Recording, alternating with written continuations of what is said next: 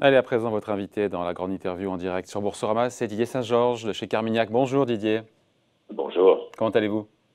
Eh bien, ça va très bien, merci. Bon, après 2 mois d'hibernation, l'activité a repris en douceur en France hier. Entre la peur, j'ai envie de dire, des consommateurs d'aller dans les magasins par peur voilà, d'être infectés, les problèmes de garde d'enfants quand les écoles sont fermées, on se dit que l'activité, on le voit bien, on s'en doutait, hein, va continuer à tourner au ralenti, mais la question c'est pendant combien de temps?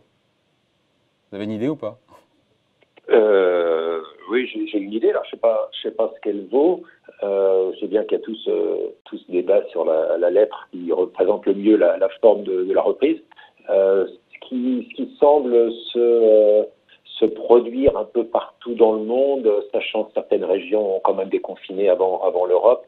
Aux États-Unis, certains États ont commencé à déconfiner également. Et ce qui semble se présenter, c'est un premier mouvement qui est un mouvement de satisfaction d'une demande en 2 mois et qui ralentit très vite parce qu'il y a 2 phénomènes qui se produisent.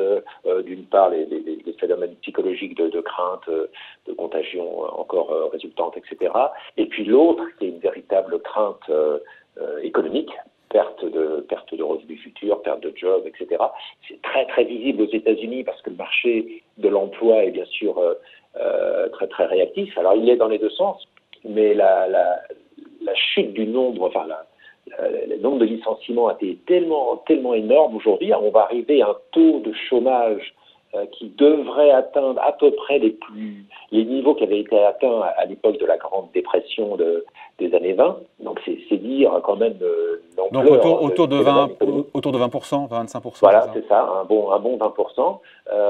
Et alors effectivement, il est très clair que ça va être un pic et derrière ça va redescendre. Mais quand on parle de très très haut, ça veut dire quand même qu'on va passer beaucoup de mois avec des niveaux de chômage élevés. Et par conséquent, ça impacte le comportement des consommateurs. Ils ne savent pas trop quand même de quoi l'avenir va être fait. Donc probablement, pour répondre à votre question, oui. Une satisfaction à court terme de pouvoir enfin recommencer à consommer un peu, mais qui derrière se stabilise à des niveaux très faibles. Ah, parce que c'est intéressant parce que le cabinet Xerfi a posé la question à 1300 chefs d'entreprise en leur disant, à votre avis, quand l'activité reviendra-t-elle à la normale, enfin à la norme d'avant confinement, et 90% ont dit retour à la normale n'aura pas lieu avant l'été 2021. Là, on se dit. Voilà, c'est ça. C'est votre sentiment aussi? Oui, alors on est, comme disait Keynes, en situation d'incertitude radicale. Ce qui est intéressant, c'est que j'ai l'impression psychologiquement que parce que cette récession très brutale a été fabriquée, si j'ose dire, c'était une décision délibérée d'arrêter l'économie. Pour sauver des vies. Ça donne un petit peu l'impression qu'on peut la rebrancher aussi vite qu'on l'a débranchée. Alors qu'en réalité, je pense que ça s'émule plutôt à l'arrêt d'une centrale nucléaire, c'est-à-dire que ça se relance pas si vite que ça. Et d'ailleurs, l'arrêt lui-même crée des perturbations qui sont pas sans danger. Donc je pense qu'en effet les chiffres doivent être très prudents, avec deux commentaires. Un, c'est que bien entendu, c'est une évidence, mais c'est qu'il va y avoir des énormes écarts entre les secteurs. Il est clair que la vie va pas être tout à fait la même pour Amazon et pour les grands magasins. Et la deuxième chose, c'est que, et ça c'est très important pour les marchés, me semble-t-il, c'est que si on est dans une forme de croissance économique lente, tout va bien, si j'ose dire. C'est-à-dire que vous êtes dans un scénario de japonisation, croissance faible, mais banque centrale très présente, taux d'intérêt très faible. Finalement, le Japon a connu ça pendant 15 ans et c'est pas catastrophique. Le problème beaucoup plus important, c'est que si on se retrouve dans vraiment une récession durable, c'est-à-dire qu'on a vraiment une chute d'activité économique au-delà de cette récession très forte, très, très brève, alors là, on rentre dans des phénomènes de rupture. C'est-à-dire les acteurs, et c'est vrai pour le secteur privé, mais malheureusement c'est vrai également pour les États, qui sont très endettés, mais naturellement ceux-là sont très vulnérables parce que s'il y a quelque chose que qui n'est pas agréable quand vous êtes très endetté, c'est de rentrer en récession. Oui, mais ce n'est pas votre scénario principal, j'imagine. Ça dépend du secteur. C'est tout le problème. C'est tout le problème. C'est-à-dire, vous avez des pays, au niveau public, c'est important, des pays comme l'Italie qui sont très endettés. Si l'Union européenne et la BCE ne leur permettent pas d'éviter la récession, c'est-à-dire leur permettre de financer par la dette supplémentaire le maintien d'activité économique, ça veut simplement dire que le ratio dette sur PIB va devenir quand même extrêmement élevé. S'agissant de la BCE, Didier, s'agissant de la BCE, on a compris que jusqu'à la fin de l'année, au minimum, elle était là. Oui, alors, et encore heureux, parce que pour l'instant, il y a qu'elle qui est là. C'est bien le problème, c'est que on est toujours Didier, pas. C'est pas faire fi de tous les plans des gouvernements, là?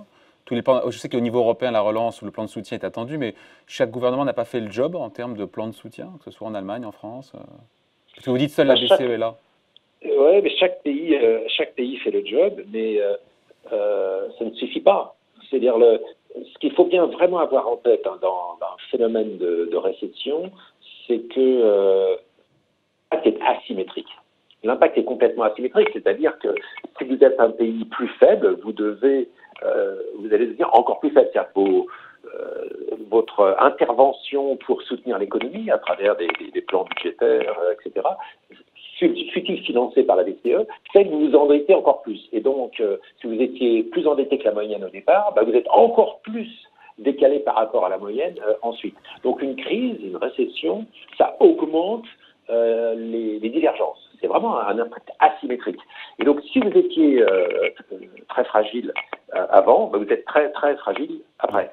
Et ces divergences-là, quand vous êtes au sein d'une Union européenne, avec une même monnaie, des contraintes budgétaires, etc., ces divergences, naturellement, sont très problématiques. Didier, pour moi, les deux questions, mais elles sont vraiment, c'est pas simple d'y répondre. La première, on l'a vu ensemble, c'est à quand retour à l'ordre normal de l'activité au sens large? Été 2021, ça vous semble aussi plutôt a priori plausible? Et puis après, la question, c'est quelle part de PIB on a définitivement perdu dans cette grande récession? Quelle est la part qu'on va récupérer tout doucement et quelle est la part qui est perdue? Oui, enfin, perdu. Ces restaurants qu'on n'aura pas fait, ces plats qu'on n'aura pas fait, ces vacances qu'on n'aura pas prises. Enfin, vous voyez, tout ce qui est vraiment de la perte sèche. Il y a ce qu'on récupère au fur et à mesure. Non, mais c'est pas une question pertinente. La question est avec. Toutes les questions sont pertinentes, mais il faut être clair sur ce qu'on essaie de résoudre comme problème. C'est-à-dire combien de temps il faudra pour retrouver l'activité économique de 2019. En gros, ça revient à ça. C'est-à-dire qu'il y a quelque chose qui est perdu et que vous n'allez pas retrouver. Mais simplement, si vous avez une croissance derrière, petit à petit, vous retrouvez un niveau d'activité qui prévalait avant. Et donc la question, c'est combien de temps ça va nous mettre pour revenir au niveau d'activité qui prévalait avant. Et ça va dépendre effectivement de la pente de la croissance ensuite. Et si la pente de la croissance est très faible, et ça, c'est nous plutôt notre scénario central, ça veut dire qu'on ne retrouve pas le niveau d'activité qui prévalait précédemment, en 2019, avant longtemps. Et si on met des chiffres, Didier, si on met des chiffres, par exemple, sur la France, autour de moins 8, moins 10 de croissance, de décroissance, de baisse du PIB sur 2020, sur 2021, la plupart disent autour de plus 5. Ça veut dire qu'on aura perdu 5, qui sont perdus. En tout cas, oui, absolument. À fin 2021. Voilà, c'est ça. Et ensuite, 2022, 2023, petit à petit, si vous continuez d'avoir la croissance, vous finissez par retrouver les chiffres de 2019. Mais le problème, ça, c'est de la macroéconomie vue très loin. Quand vous commencez à rentrer un peu davantage, même pas dans la microéconomie, mais simplement dans l'approche au moins sectorielle ou thématique, vous avez des écarts absolument considérables. Et le problème de l'Europe... C'est-à-dire, donnez-nous quelques exemples, Didier. Les exemples, tout le monde les connaît. Vous regardez les résultats qui ont été publiés sur les 2-3 dernières semaines, et vous avez des gens comme Facebook ou comme Google qui vous disent que depuis le mois d'avril, les choses commencent déjà à se stabiliser. Et pourquoi? Parce que les annonceurs, qui pourtant annoncent beaucoup moins qu'avant, ils se focalisent tellement sur les supports qui sont les plus efficaces sur le mobile le digital a fortiori quand il est sur les supports mobiles, qu'en réalité, la part de marché, le gain de part de marché est tel pour ces acteurs-là qu'eux se stabilisent déjà. Alors naturellement, on prend l'exemple inverse de la restauration ou le transport et le tourisme. naturellement, qui sont loin d'être arrivés en phase de stabilisation. Donc vous avez des écarts considérables. C'est vraiment, je pense, le message à avoir en tête en ce moment, c'est qu'une crise, a fortiori quand elle est très violente, a des impacts très, très asymétriques. Très, très asymétriques. Vous avez vraiment, alors c'est très triste, hein, sûrement moralement, mais vous avez vraiment des vainqueurs et des vaincus. Et pour les marchés, naturellement, ça vous amène à des polarisations de performance absolument phénoménales. Mais qui sont problématiques. C'est marrant, enfin c'est intéressant, Didier, parce que quand on regarde, on a vu ça hier avec Philippe Béchade de la Bourse au quotidien qui expliquait qu'aujourd'hui, sur le Nasdaq 100, c'est 10 valeurs qui font plus de la moitié, ou je ne sais plus le chiffre, de la tendance. Et de voir cette extrême polarisation de concentration des actions américaines sur ces GAFAM ou sur 10 valeurs du Nasdaq, ça ne pose pas problème quand même? Non, mais bien entendu que ça pose un problème. Mais il y a une réalité objective derrière, qui est ce qu'on vient de dire sur le plan économique. Et s'ajoute à cela, et il faut bien l'avoir en tête, encore une fois, tout cela n'est pas très nouveau, parce qu'en réalité, ce n'est que oui.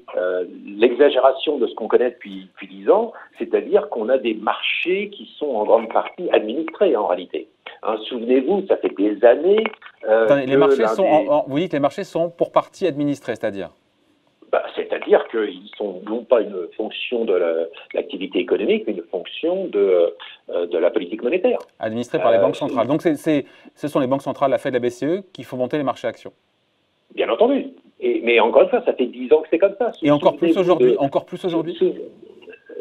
Alors, oui, j'y viens, mais souvenez-vous quand même de ce slogan, qui est quand même pas récent, qui consistait à dire une mauvaise nouvelle économique, une bonne nouvelle pour les marchés. Pourquoi? Parce que ça signifiait qu'il y avait un soutien monétaire qui arrivait derrière. Donc ça, c'est pas une nouveauté, oui. C'est simplement comme là, ce qu'est la nouveauté, c'est une crise économique absolument majeure.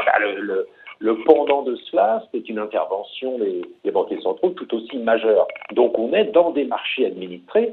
Et alors des marchés administrés, ça veut dire que si vous avez d'un côté un soutien monétaire absolu, des taux d'intérêt garantis très bas, etc., et qu'en même temps vous avez une asymétrie dans la réalité économique, hein, ce qu'on a discuté précédemment, ça veut dire que si vous êtes Google ou Amazon, effectivement, vous méritez doublement d'être bien valorisé parce que vous avez l'avantage économique et en plus de ça, des taux d'intérêt très bas justifient des niveaux de valorisation plus élevés.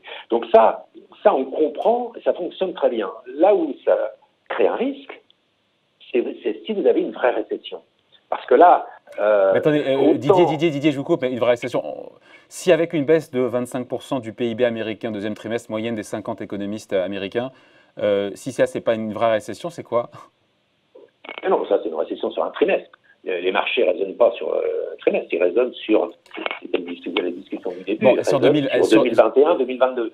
C'est toute la question. Et donc, si on est dans une croissance molle, qui était le scénario central, et c'est le scénario central qu'a tout le monde aujourd'hui, et bien effectivement, si vous êtes Amazon, tout va bien. Vous n'avez pas besoin d'une croissance de l'économie de plus 10% pour avoir une croissance des résultats élevés. Une croissance molle vous suffit. Amazon, pour reprendre cet exemple-là, vit très bien dans l'environnement japonais. Il n'y a pas de souci. Là où les choses peuvent changer, c'est si on est non pas dans un environnement japonais, mais dans un environnement de 1929, ou sans aller jusque-là, dans une récession qui dure non pas un trimestre, mais qui dure 2 ans. Donc ça, c'est le scénario de la seconde vague d'épidémie qui contraindrait à reconfiner, qui serait quelque part le pire des scénarios d'un point de vue économique et sanitaire évidemment aussi.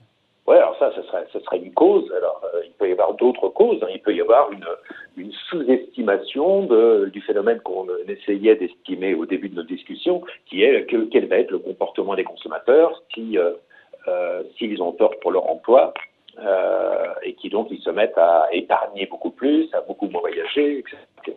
Sans même qu'il y ait une nouvelle vague. C'est très difficile. Quand je parle d'incertitude radicale, il n'y a pas un modèle économique aujourd'hui qui avait inclus dans ses analyses de sensibilité ce que peut être l'impact d'une hausse à 25% du taux de chômage aux États-Unis. Mais Didier, face à ces incertitudes radicales, comme vous dites, pour le commun des mortels, même si on est sur Boursorama et que beaucoup de gens qui nous regardent comprennent ces mécanismes, pour le commun des mortels, voir encore une fois le CAC qui ne perd que 25%, qui a repris 30% en ligne droite sur un mois, alors que c'est la pire récession depuis les années 30, que les profits vont baisser des boîtes, encore une fois vont baisser pour les boîtes de, je sais pas, 20 ou 30% cette année, que le taux de chômage va être hallucinant.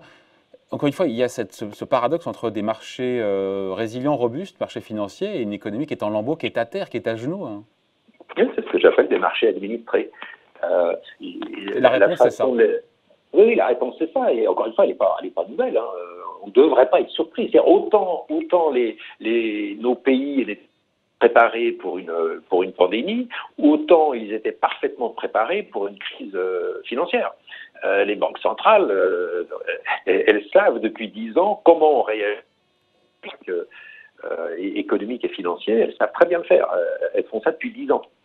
Et donc elles l'ont fait très très bien. C'est admirable, naturellement, l'intervention des banquiers centraux, mais ça ne fait qu'augmenter cette divergence entre la réalité économique et la réalité de marché. Donc c'est pas une nouvelle, c'est juste la continuation, l'exacerbation de quelque chose qui en réalité date depuis 10 ans. Mais c'est-à-dire que les marchés actions, les indices boursiers n'envoient plus de signaux. Il ne faut pas chercher à se dire, bah, tiens, Wall Street, Paris aujourd'hui, puisque Wall Street rebondit, on a un Nasdaq qui est plus haut qu'il y a un an, sur une catastrophe passagère, artificiellement, je veux dire, provoquée par le confinement, et finalement, après 2 trimestres apocalyptiques, et bah, tout va reprendre. Ce scénario-là, se dire, tiens, voilà les marchés actions, ce signal-là, ce scénario-là qu'ils ont en tête, tout ça, c'est caduc, c'est du pipeau, il faut juste se dire, voilà, les banques centrales sont là. Oui, mais en même temps, j'ai envie de vous dire, vous avez flippé, j'imagine, un petit peu quand les marchés ont perdu 40% en 3 semaines. On n'a jamais vu une chute aussi brutale.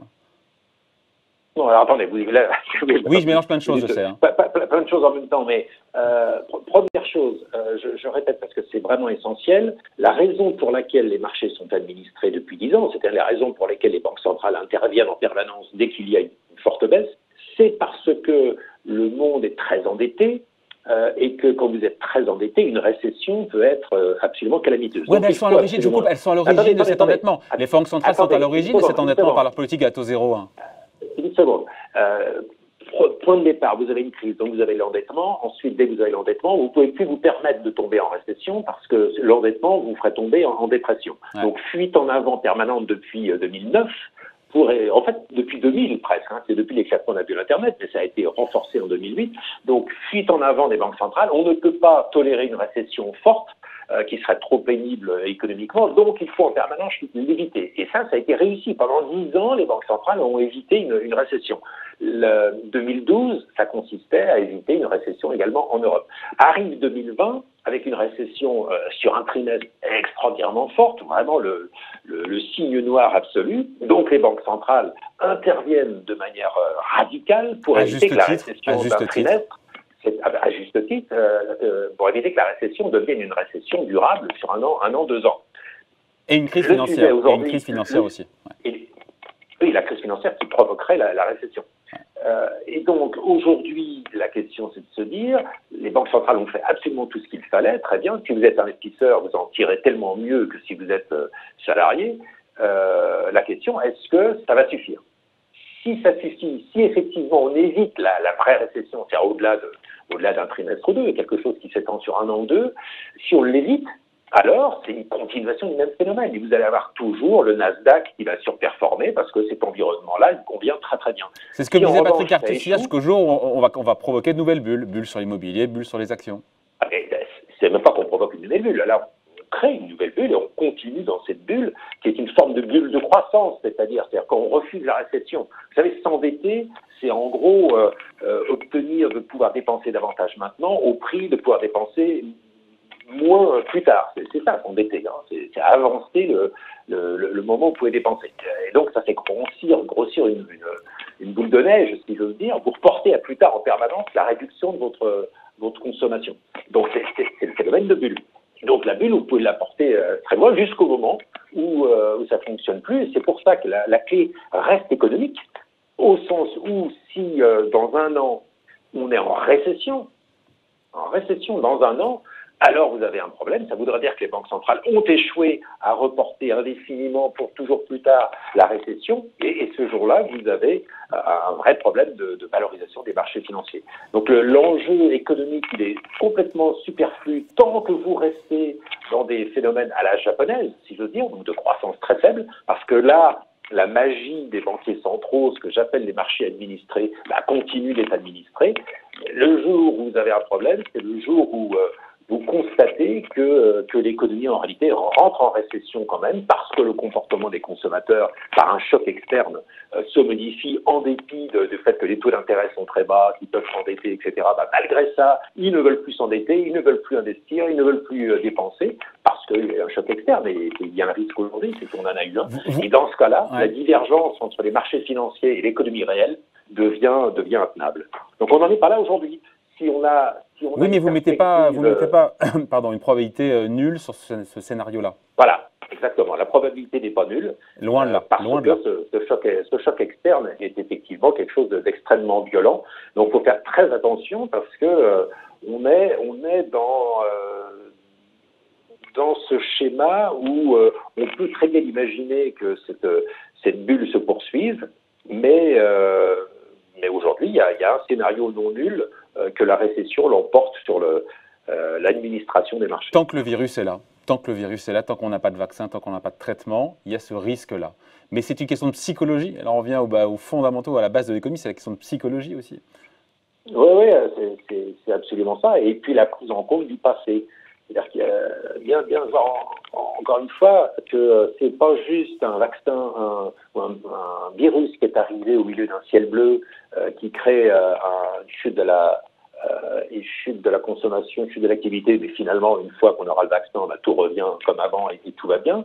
Ce qu'il faut avoir en tête, c'est que ça se produit à un moment très important qui est l'issue de 10 ans où la récession a été reportée à plus tard grâce à l'endettement. Et donc, quand on arrive au bout de 10 ans dans ce schéma-là, on a plutôt quelque chose qui expose, qui met en évidence un peu la fragilité d'une économie qui reportait sur la dette. Et ça pose la question de savoir si ce phénomène-là peut être prorogé encore en dépit de ce choc économique, ou si ce choc économique va créer une prise de conscience que la bulle était déjà trop élevée. Donc le contexte dans lequel ça se produit est très très important. Bon voilà, merci d'avoir été avec nous, c'est toujours passionnant de discuter avec vous. Didier Saint-Georges, donc membre du comité d'investissement chez Carmignac. Merci à vous, bonne journée. Merci à vous, au revoir. Bye.